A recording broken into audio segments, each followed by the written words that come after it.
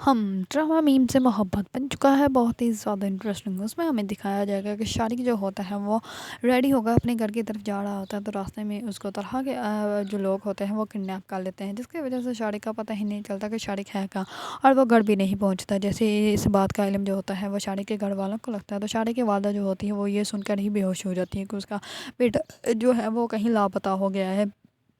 वो बहुत ज़्यादा परेशान हो जाते हैं तमाम फैमिली वाले।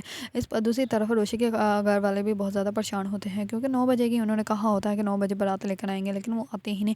इस पर जो होते हैं तमाम लोगों को कहते हैं कि आप शादी के घर वालों को कॉल्स करें कि क्यों नहीं वो अभी तक आए। इस पर तमाम लोग बहुत ज़्यादा कॉल्स करते हैं, क्योंकि कॉल रिसीव ही नहीं करता। तो जैसे ही शादी का वाली जो होता है वो कॉल रिसीव करता है, तो वो कहता है कि ये जो शारिक है वो पता नहीं कहाँ चला गया है, वो घर ही नहीं आ रहा। दूसरी तरफ शारिक की वालदा भी बेहोश हो गई है सुनकर ही कि शारिक जो है वो पता नहीं कहाँ, वो लापता हो गया है।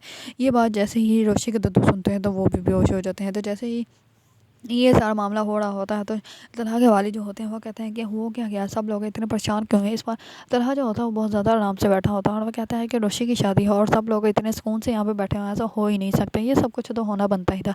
इस पर तनहा के वालिद जो होते हैं वो तनहा को बहुत ज़्यादा हैरानगी वाली नज़रों से देखते हैं कि इसने ये बात की क्यों, लेकिन वो उसको कुछ भी नहीं कहते हैं, वहाँ से उठ के चले जाते हैं दद्दू के पास। तो जैसे ही दद्दू को होश में लाया जाता है तो वो कहते हैं कि अब मेरी बेटी से शादी कौन करेगा, मेरी बेटी दुल्हन बन के बैठी हुई है, अब उसकी बारात कौन लेकर आएगा। तो इस पर तमाम लोग बहुत ज़्यादा हैरान और परेशान होते हैं। तो इतने में तलहा जो होता है वो खुद ही आगे आ जाता है, वो कहता है कि अगर आपको लोगों का एतराज़ ना हो तो रोशी से मैं शादी कर लूँगा।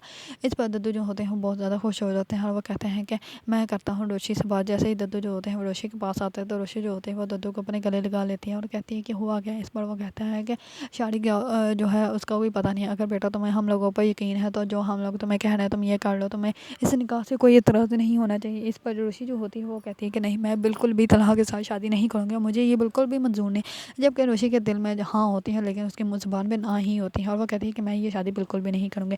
इस पर उसके दद्दू जो होते हैं वो कहते हैं कि क्या हो गया बेटा, तुम्हें हम लोगों पे यकीन नहीं है क्या, हम तुम्हारे बारे में कोई गलत फ़ैसला करेंगे? नहीं ना, बिल्कुल भी नहीं, हम तुम्हारे लिए बेहतर ही फ़ैसला करेंगे। इस बार रोशी जो होती है वो आखिरकार मान ही जाएगी, और तलहा के साथ जो होगी रोशी की शादी हो जाएगी। इस बार रोशी जो होती है वो तलहा को कहती है कि मैं इस शादी को बिल्कुल भी एक्सेप्ट नहीं कर रही। इस पर तलहा जो होता है वो कहता है कि अब तो सब कुछ हो गया है, अब तो तुम मेरी बीवी हो, अब तो तुम्हें सब कुछ एक्सेप्ट करना ही पड़ेगा। इस पर रोशी जो होती है उस दिल से तो तलहा से ही मोहब्बत करती है, उससे शादी करना चाहती होती है, लेकिन वो ज़ाहिरी तौर पे उसको इनकार कर रही होती है, उसको अपना गुस्सा दिखा रही होती है कि तुमने मुझे तब रिजेक्ट किया था, इसी वजह से मैं आज भी तुमसे नफ़रत करती हूँ।